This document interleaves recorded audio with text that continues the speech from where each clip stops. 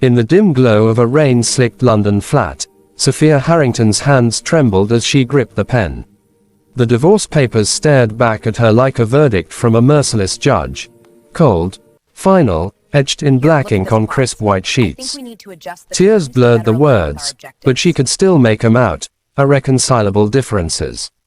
How quaint, how utterly devoid of the agony that had clawed at her heart for months. Liam's betrayal had been swift and shattering. The man she'd loved since their whirlwind romance in the misty hills of the Cotswolds, the one who'd whispered vows under a canopy of ancient oaks, had chosen ambition over their fragile world. A promotion in New York, he said. A fresh start, without the distractions of home. But it was the late nights, the perfume-scented collars, the woman named Victoria who'd appeared in his emails like a ghost, that sealed their end. Sophia had discovered the pregnancy test that morning, tucked away in the bathroom cabinet like a secret too precious to voice. 2 pink lines, a fragile line drawn between despair and hope. She could have told him, could have begged him to stay, to weave this new life into their unraveling tapestry. But pride, that fierce guardian of shattered souls, held her tongue. As he paced the living room, ranting about boardroom battles and forgotten dreams, she slipped into the bedroom, tore the test in half, and watched the pieces flutter to the floor like discarded confetti from a joyless party. With a sob that echoed off the walls, she signed her name, Sophia Elizabeth Harrington, beside his looping script. The ink bled slightly, mirroring the wound in her chest. She gathered her coat, her keys, the remnants of a life they'd built brick by aching brick, and walked out into the storm. The door clicked shut behind her, a sound that would haunt her dreams for years. Liam didn't follow. He never did. 6 years later, the woman who emerged from those ashes was no longer the fragile girl who'd fled. Sophia had traded the cobblestone streets of London for the sun-drenched shores of Brighton, where the sea whispered encouragements with every tide. She'd poured her fractured heart into a small bookstore called Whispers and Waves, its shelves groaning under the weight of stories that mended what reality broke. Romances with defiant heroines, memoirs of quiet triumphs, each one a talisman against the loneliness that still crept in on foggy mornings. And then there was Alara, her daughter, a whirlwind of chestnut curls and emerald eyes that sparkled like the channel under moonlight.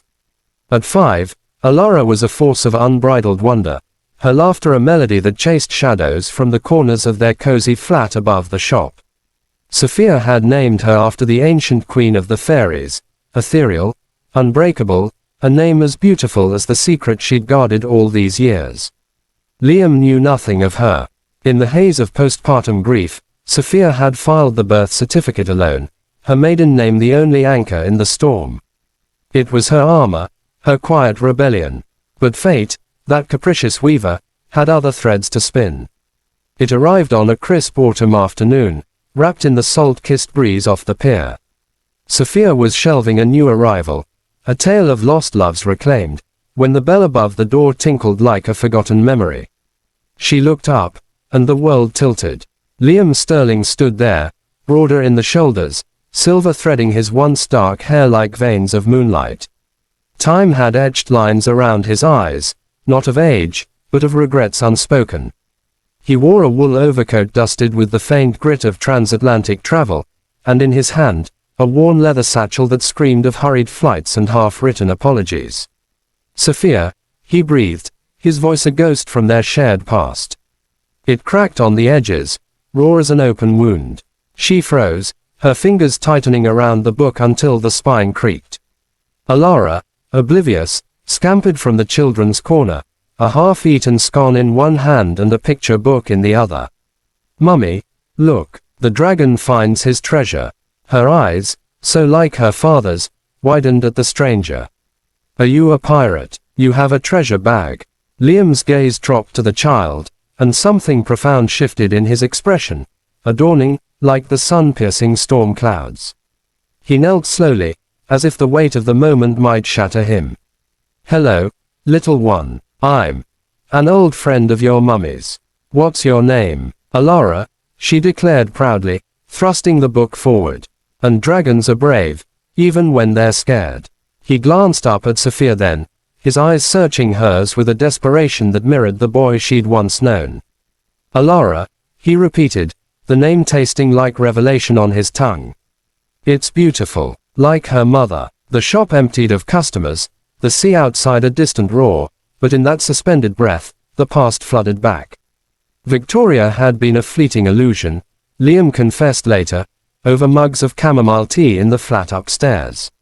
A mistake born of loneliness, amplified by distance. He'd risen in the corporate labyrinth of Manhattan, vice president now, with a corner office and a view that mocked his hollow victories. But success was a bitter draught without her. Without them. I tore up the test the day you left, Sophia whispered, her voice steady despite the tremor in her soul. Alara played on the rug nearby, lost in crayon kingdoms, oblivious to the earthquake reshaping their world. I thought you'd chosen everything but us. But she was my light in the dark. Liam's hand reached across the table, hesitant, then enveloped hers. His touch was warm, familiar, igniting embers she'd long believed extinguished. I was a fool, Soph. Blinded by chases that led nowhere. When I came back to London last month, digging through old letters, I found the unsigned lease for the flat we'd dreamed of. It hit me, everything I'd thrown away. Tears welled in his eyes, unashamed. And now, this, a daughter, our daughter. She pulled her hand away, not in rejection, but to steady the whirlwind within. 6 years, Liam. I've built a life here, walls of books and waves and a little girl who thinks the world is kind because I've taught her it can be.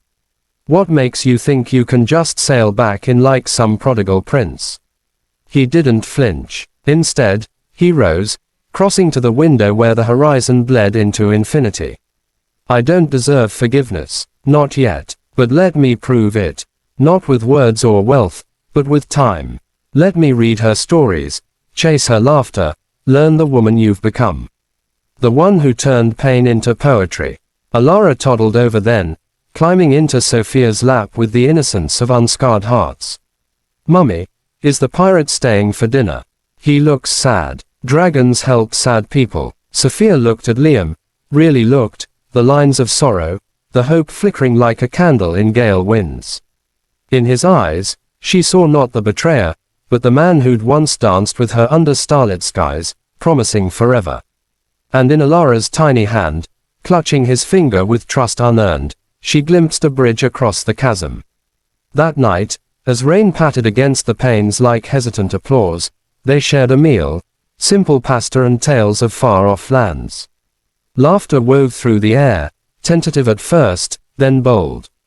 Liam read to Alara from a book of enchanted forests, his voice a lullaby that lulled her to sleep in his arms. In the quiet aftermath, Sophia stood on the balcony, the sea a symphony of sighs. Liam joined her, their shoulders brushing like old lovers finding their rhythm anew. I'm scared, she admitted, the words a confession to the stars. Of breaking again. He turned to her, cupping her face with hands that knew every curve.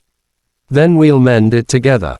Slowly, beautifully, because some promises aren't torn, they're rewritten. And as the waves crashed below, carrying away the echoes of what was, Sophia leaned into him. Not in surrender, but in rebirth. For in the heart's vast library, some stories demand a sequel, one where the heroine doesn't just survive, but soars. Thank you for watching this story till the end. Sparkles. If it touched your heart, please support us. Thumbs up, give it a like. Speech balloon, share your thoughts in the comments. Bell, subscribe to our channel and turn on notifications. Your support helps us create more stories that inspire and make you believe in miracles. Your participation means a lot to us. Heart.